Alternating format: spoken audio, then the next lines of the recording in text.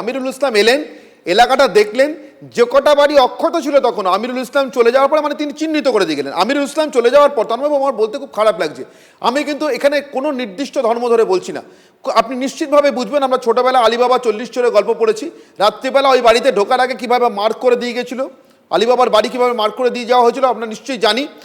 আমি সেই জায়গা থেকে জিজ্ঞাসা করছি তন্ময়বাবু, এলেন আমিরুল ইসলাম, চলে গেলেন, যে কটা বাড়ি অক্ষত ছিল রাত্রেবেলা এসে ভয়ঙ্কর হামলা এবং তার সঙ্গে সঙ্গে আগুন জ্বালানো হলো।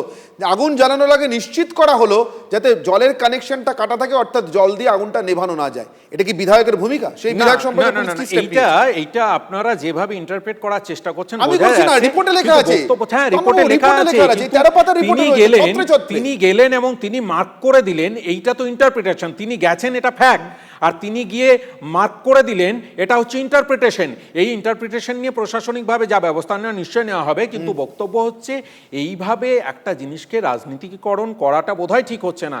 যেখানে ভারতবর্ষের সুরক্ষা নিয়ে প্রশ্ন উঠছে, যেখানে পহেলগাঁওয়ের মতো ঘটনা ঘটেছে, আমরাও তো জিজ্ঞেস করতে পারতাম যে পহেলগাঁওয়ে যে ঘটনা ঘটেছে সেই জঙ্গিগুলোকে চিহ্নিত করা গেছে কিনা, তারা কোথায় আছে, তাদেরকে ভারতীয় আইনের আওতায় আনা হয়েছে কিনা, এই ধরনের প্রশ্ন আমরা করিনি।